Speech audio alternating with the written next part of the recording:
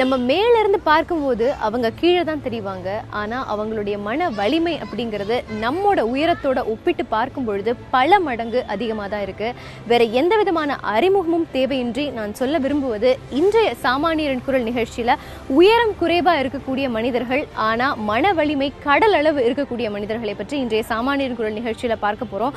குறிப்பா உயரம் குறைவா இருக்கக்கூடிய மனிதர்களை இந்த சமூகம் எப்படி பார்க்குது, ஒன்றன் பின் ஒன்றாக அவங்களுக்கு வரக்கூடிய பிரச்சனைகளை அவங்க எப்படி எதிர்கொள்றாங்க, அவங்களுக்கான வேலை வாய்ப்பு இந்த சமூகத்துல எப்படி இருக்கு, அவங்களுடைய வாழ்க்கை தரம் எப்படி இருக்கிறது போன்ற பல விஷயங்களை சுவாரஸ்யமான கலந்துரையாடல்கள் மூலம் அவங்க கிட்டே பேசி நம்ம தெரிஞ்சுக்க போறோம்.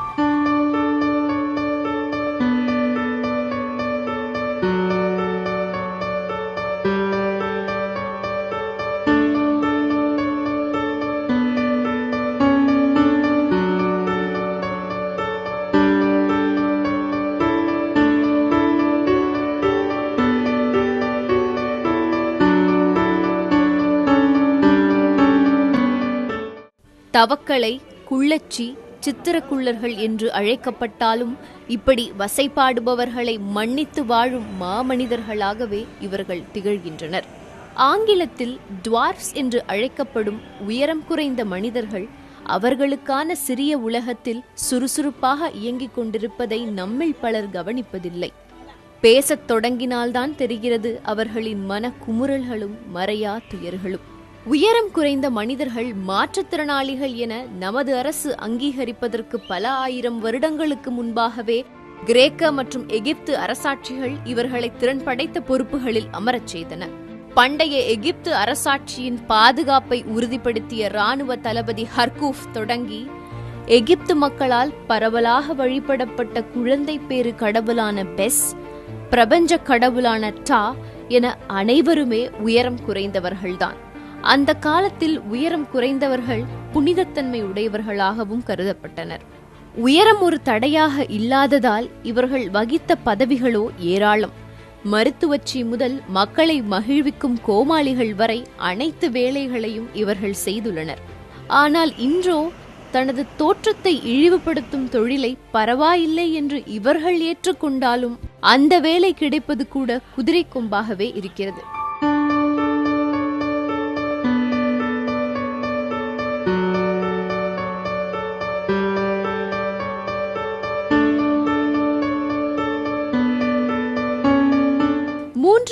.2 அடி உயரம் இருக்கும் இவர் பெயர் புவனேஸ்வரி. இவருக்கு வயது 36. சமையலறையில் பலகை, துணிமடித்து வைக்க உதவும் நாற்காலி, கைகளுக்கு பதிலாக குச்சி என அனைத்து சூழல்களையும் தன்வசப்படுத்தி மற்ற இல்லத்தரசிகளுக்கு சற்றும் சளைக்காத இல்லத்தரசியாக வாழ்ந்து வருகிறார் இவர். கவலையா இருந்தேன், நம்ம இப்படி பிறந்துட்டோமே இதே கஷ்டம் அப்படின்னு சொல்லி ஃபீலிங்கோட இருந்தேன். இப்போ அது மாதிரி இல்லை. இருக்கிற ஜனங்களாம் ஒரு மாதிரி பேசுவாங்க, என்ன அதெல்லாம் நான் கேர் பண்ணிக்க மாட்டேன். சரி, ஃபர்ஸ்ட் அந்த ஃபீலிங் லைட்டா இருந்துச்சு அப்படின்னு சொன்னீங்கல்ல, அந்த ஃபீலிங்லாம் வரும்போது எப்படி இருக்கும்? மனசு கொஞ்சம் கஷ்டமா தான் இருக்கும். அவங்க பேசிட்டு போட்டோம். என்ன பேசுவாங்க அப்படி வெளியே பேசுறவங்க? இந்த பொண்ணு போது பாரு, அப்படி போது பாரு, இது இவங்க இவங்களுக்கு மேரேஜ் ஆயிடுச்சு போல இருக்கு, சின்னதா போறாங்க பாரு அப்படின்னு சொல்லி ஒரு மாதிரி கிண்டல் கேலி பண்ணுவாங்க. நம்ம ஏதோ வேற ஆளு மாதிரி இந்த பொண்ணுக்கு கல்யாணம் அடிச்சு போறாங்க அப்படின்ற மாதிரி. சரி சரி சரி. ஸோ அந்த மாதிரி கிண்டல் கேள்விலாம் அதிகமாக இருக்கும். நீங்கள் ஸ்கூல் படிக்கிற காலத்துலலாம் எப்படி இருந்துச்சு? ஸ்கூல் படிக்கிறதுல எங்கள் ஹெச்எம்எஸ் ரொம்ப ஹெல்ப் பண்ணாங்க. எனக்கு ஸ்டூலு எனக்குன்னு சின்னதாக செஞ்சு கார்பெண்டர் வர வச்சு அவங்க சின்ன ஸ்டூலு சின்ன சேர் போட்டு என்னை தனியாக உட்கார வச்சுருப்பாங்க. அந்த எப்படின்னா தனியாக ரொம்ப தனியல்ல, ஃப்ரெண்ட்ஸுக்கு முன்னாடி கொஞ்சம் முன்னாடி அவங்க பக்கத்துலேயே உட்கார வச்சுருப்பாங்க. அவங்க மகள் மாதிரி பசங்க மாரி. உங்களுக்கு போர்டுலாம் தெரியுமா? போர்டு மேலே ஏறி தான் இது பண்ணுவாங்க. அவங்க சொல்லுவாங்க, டீச்சர் மேலே ஏறி பாருமா அப்படி சொல்லுவாங்க. அப்போ இப்போ இந்த டைம்ல இப்போ நமக்கு ஓரளவுக்கு மெச்சூரிட்டி இருக்கு. இப்போ ஒரு 36 வயசுல நம்ம ஏத்துக்கிறோம், மற்றவங்க கிண்டல் பண்ணாலும் ஓகே எனக்குலாம் பிரச்சனை இல்லைன்னு சொல்றோம். ஆனா அப்போ ஸ்கூல் படிக்கும் போது உங்களுக்கு ஒண்ணுமே தெரிஞ்சிருக்காதுல்ல. ஆனா எல்லா பசங்களும் அழுதுருவேன், எது சொன்னாலும் யார் என்ன சொன்னாலும் அழுவேன். ரொம்ப மனசு கஷ்டமா இருக்கும். அப்போ விவரம் தெரியாது. அப்போ அழுகுவேன், அழுதுட்டு ஒரு மாடிக்கும். அப்போ ஒரு வாட்டி ஹெச்எம்எஸ் கூப்பிட்டு எனக்கு ஒரு நல்ல இதுவாக சொன்னாங்க, லைஃப்பில் உனக்கு நல்லபடியாக வரும், இனிமேல் நீ கவலைப்படாத அப்படின்னு தைரியத்தை சொல்லி இது பண்ணிட்டேன். இப்போ உங்கள் வயசில் இருக்கிற நார்மலான இல்லத்தரசிகள்லாம் பார்க்கும்போது உங்களுக்கு என்ன தோணும்? நல்ல ஹைட்டில் நல்லா இருக்கும்போது உங்களுக்கு அப்போ எப்படி இருக்கும்? அவங்க நல்லபடியாக இருக்காங்க, நம்மளும் அந்த ரேஞ்சில் இருந்தால் எப்படி இருப்போம்னு எனக்கு ஒரு கனவு இருக்குது. என்ன லைஃப்பில் அதுமாரி இருந்தால் இந்த இதே உலகத்தையே வாங்கிட்டு வரலாமே அப்படின்னு நினச்சி கொஞ்ச நாள் ஃபீல் பண்ணேன். இப்போ அந்த ஃபீலிங் கிடையாது. ஸோ நீங்கள் மற்ற பொண்ணுங்கள்லாம் நல்லா ட்ரெஸ் பண்ணுற பொண்ணுங்க அதெல்லாம் பார்க்கும்போது உங்களுக்கு எப்படி இருக்கும்? பொறாமையாக தான் இருக்கும். நம்ம பண்ண முடியலையே, அந்த ஹைட்டுக்கு நம்ம பண்ண முடியல, அந்த வயசு ஏஜ் எனக்கு இருக்கு, அவங்க சேரீ கட்டுவாங்க, இப்போ நம்ம கட்ட முடியாது இல்லையா, அந்த ஒரு ஃபீலிங் இருக்கு.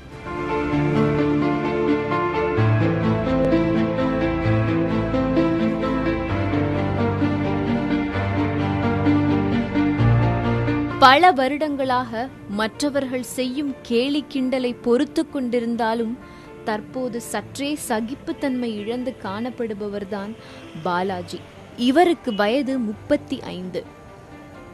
20 வருடங்களாக செய்த துணிக்கடை வேலையை உதறி தள்ளியதற்கு காரணம் இந்த கேலியும் கிண்டலும் தான்.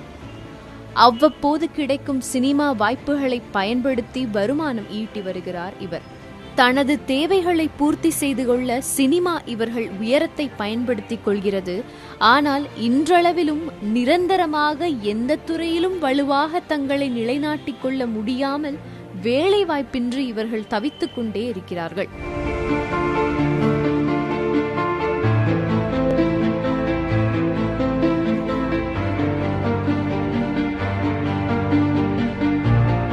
உங்களோட உயரம் என்ன? என் உயரம் வந்து 3.2. 3.2, அதாவது 3.2 அடி. 3.2 அடி. சரி, இப்போ வந்து இந்த மாதிரி நம்ம இருக்கோமே அப்படின்னு சொல்லிட்டு நீங்க எப்பயாவது விரக்தி அடைந்தது உண்டா வாழ்க்கை? கண்டிப்பா உண்டு. இப்போ உங்களுக்கு இந்த மாதிரி பிரச்சனை இருக்கிற சூழல்ல அம்மா அப்பா வந்து அவங்க என்ன மாதிரி மனநிலையில இருந்தாங்க? வெளியில எதுவும் காட்டிக்க மாட்டாங்க, வீட்டில் வந்தால் அழுதுகிட்டே இருப்பாங்க. எப்போ போகிற எங்கள் அப்பாவும் எங்கள் அம்மாவும். எங்களுக்கு அவங்க ஆறுதல் சொல்லணும், நாங்கள் அவங்களுக்கு ஆறுதல் சொல்லணும். பரவாயில்லம்மா, இதோட நம்மளோடவே நிறைய பாதிக்கப்பட்டவங்க நிறைய பேர் இருக்காங்க, நம்மலாம் பரவாயில்ல, நாங்கள்லாம் கை கால் எல்லாமே நல்லா இருக்கு. நமக்கு தெரிஞ்ச அம்மா அப்பா வீட்டில் இருக்காங்க, அந்த வீடுலேருந்து நம்ம ஒரு காலடி வெளியே எடுத்து வைக்கிறோம்னு வச்சுக்கோங்களேன், அது முழுக்க முழுக்க வெளி உலகம். ஸோ அப்படிப்பட்ட ஒரு வெளி உலகத்தை வந்து ஒவ்வொரு நாளும் பார்க்குறதுங்கிறது உங்களுக்கு எப்படி இருக்குது? ரொம்ப கஷ்டமாக தான் இருக்குது. வெளியில் போனால் கண்டிப்பாக எல்லாமே கிண்டல் பண்ண தான் செய்வாங்க. ஒரு பஸ் ஏற முடியாது, ஒரு ட்ரெயின் ஏற முடியாது. எல்லாமே ஒரு பஸ்ஸில் ஏற போனால் படிக்கட்டு ஐட்டமாக இருக்கும். ட்ரெயின் நம்ம போய் ஏறுற நேரத்துக்கு ட்ரெயின் மூவ் ஆகிடும்.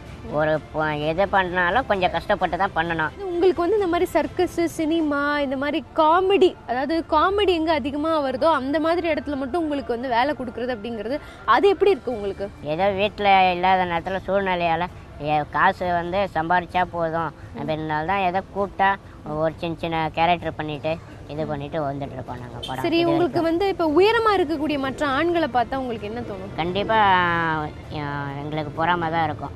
ஏன்னா இப்போ என் ஈடு உள்ள பசங்க எல்லாமே அக்கா, பெரியம்மா பசங்க, சித்தி பசங்க எல்லாருமே வந்து என்னோட 2 வயசு, 6 வயசு, 10 வயசு, 20 வயசு எல்லாமே கம்மியாக தான் இருக்காங்க. அவங்கெல்லாம் வந்து மேரேஜ் பண்ணிவிட்டு இது பண்ணிகிட்டு இருக்காங்க. அப்படியே அவங்கெல்லாம் பார்க்கும் போது என்னடா நம்ம இப்படி இருக்கோம், நம்மளும் ஹைட்டாக இருந்தால் நேரம் நம்ம வீட்டை நம்ம பார்த்துருப்போமே, நம்ம வீட்டு கஷ்டம் எல்லாமே இருக்குமே அப்படின்னு ஒரு ஃபீலிங் வந்திருக்கு. எங்கண்ணா அந்த ரஜினி சிலர் பண்ணி காட்டுங்க. சரி, உங்களுக்கு எப்படி வந்து ரஜினி மேலே ஆர்வம், ரஜினி பாடல்கள் மேலே ஆர்வம்? இவ்வளோ ஷார்ட்டாக பிறந்துட்டோமே, இத்தனை கோடி மக்களுக்கு முன்னாடி ஷார்ட்டாக பிறந்துட்டோமே, நான் அந்த வருத்தம் இல்லாமல் ரஜினி சாங் எடுத்து நான் என் ஹைட்டில் பண்ணியிருந்தா எவ்வளோ டிஃப்ரெண்ட்டாக இருக்கும்னு நான் யோசிச்சு பார்த்தேன். இன்னும் ஒன்று, இந்த ஸ்டேஜ் பர்ஃபார்மன்ஸ்லேயும் வந்து சில பேர் போன புதுசில் வந்து கேலி கிண்டல் பண்ணாங்க.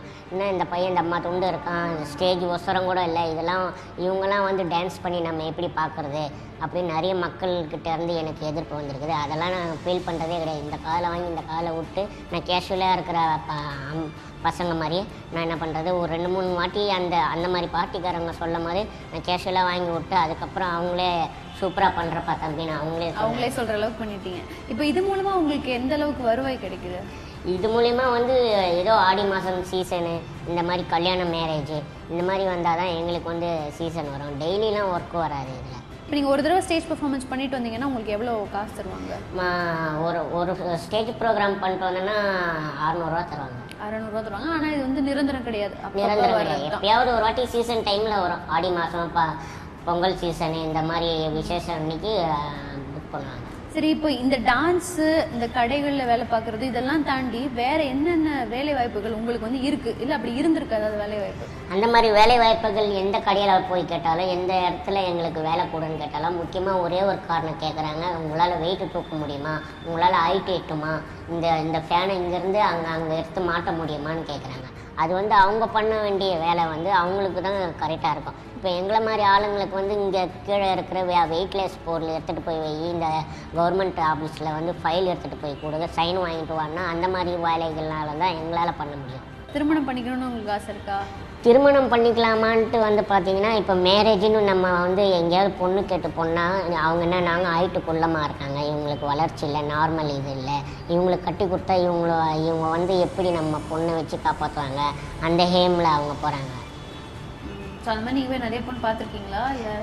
அந்த மாதிரி பொண்ணு போய் நம்ம சொந்தக்காரங்க வீட்டில் போய் கேட்குறதோட நம்ம கேட்காம இருந்தால் நம்மளுக்கு கொஞ்சம் டீசென்ட்டுன்றதுனால நான் போய் எங்கேயும் கேட்குறதும் கிடையாது. திடீர்னு நீங்கள் யோசிக்காத போதெல்லாம் உங்களை யாராவது தூக்கி இந்த பக்கம் வைக்கிறது, தூக்கி அந்த பக்கம் வைக்கிறதெல்லாம் பண்ணியிருக்காங்க? அதெல்லாம் நான் நிறைய சிலுமசாலாம் பண்ணியிருக்காங்க. நாங்கள் ரோட்டில் நடந்தே போயிட்டு இருப்போம், சின்ன பையன் ஓரமாக போடான்னு அப்படியே தூக்கி இந்த பக்கம் விட்டு போவாங்க. அப்போ கடுப்பாக இருக்காது? அப்போ ஒரு மாதிரி நம்மளுக்கே இன்டர்டெய்னிங்காக இருக்கும், திட்டலாமான்னு தோணும். அப்புறம் பார்த்தா அவங்க சாரி நான் தெரியாமல் தூக்கி விட்டேன், அப்புறம் அவங்களே சாரி கேட்டு போயிடுவாங்க.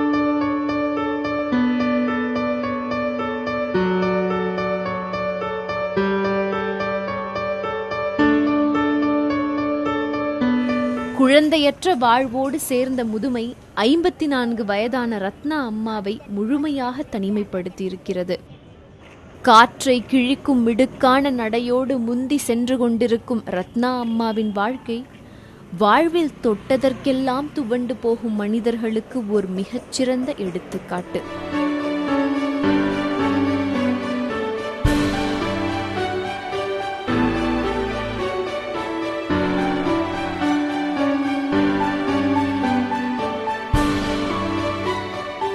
ஐம்பத்தி 4 வருஷமாக நீங்கள் இந்த வாழ்க்கையை வாழ்ந்துருக்கீங்க.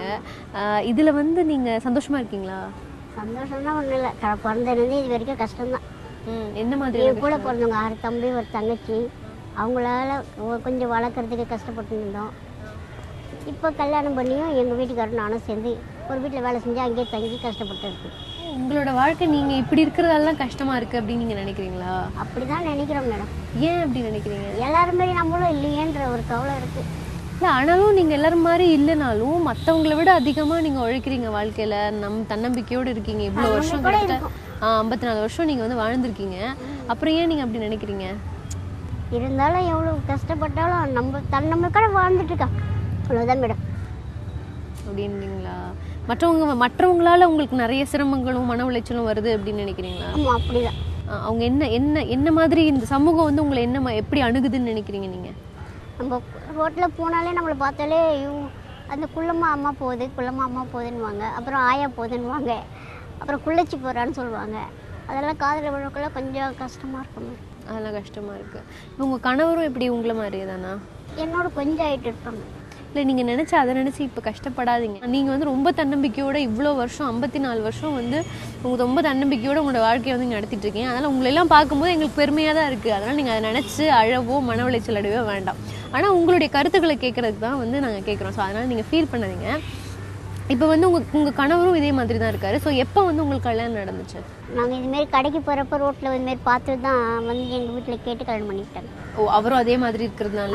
அவங்களும் அதே மாதிரி இருக்கிறதுனால டி நகருக்கு வந்து லலீஸ்வர் கடையாண்ட புடவை எடுக்க வந்திருந்தோம்.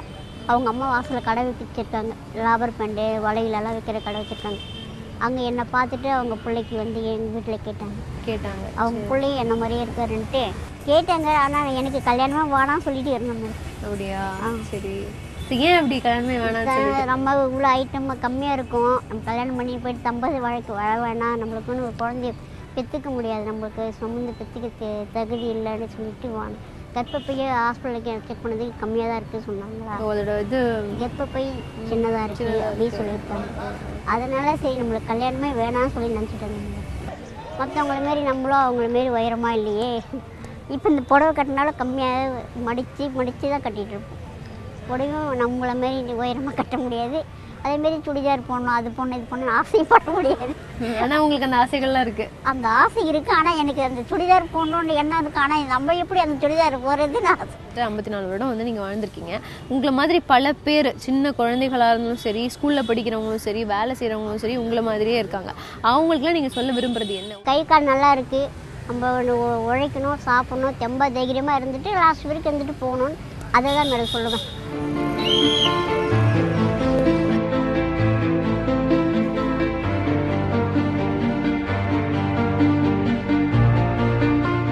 பாண்டி பஜாரில் உள்ள சென்னை மாநகராட்சியின் நடைபாதை வியாபாரிகளுக்கான வணிக வளாகத்தில் 7000 ரூபாய் சம்பளத்திற்கு காவலாளியாக பணிபுரிபவர்தான் 55 வயதான நடராஜன்.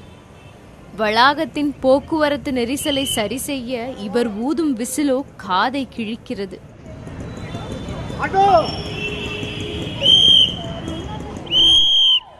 இவர் தோற்றத்தை சாடுபவர்கள் சிலர் இருந்தாலும் அதனை பொருட்படுத்த நேரமில்லை என்று கூறி வேலையை தொடங்குகிறார் நடராஜன்.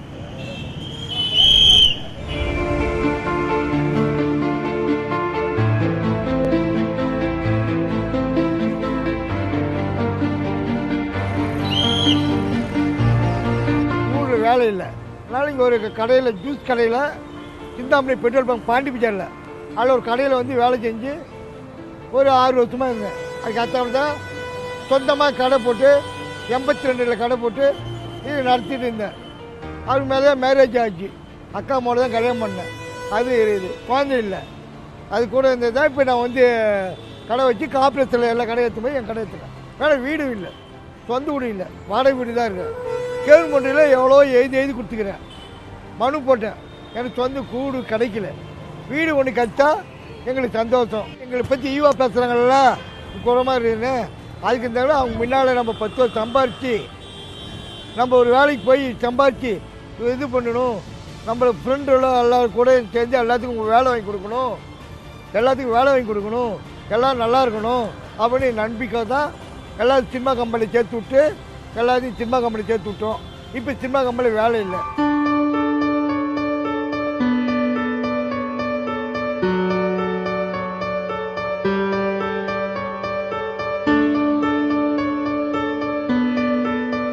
உயரம் குறைந்த மக்களின் உணர்வு பூர்வமான வழி எப்படி ஆக்கப்பூர்வமான சிந்தனைகளாக உருவெடுக்க வேண்டும் என்பதில் சிவா மற்றும் அவர் குடும்பம் முன்னோடியாக திகழ்கிறது.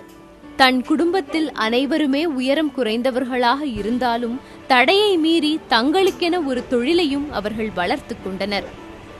உயரம் குறைந்த சமூகத்திற்கு கிடைக்கப்பெறாத உரிமைகளையும் சலுகைகளையும் போராடி பெற்றுத் தருவதை சேவையாகவே இவர்கள் செய்து வருகின்றனர்.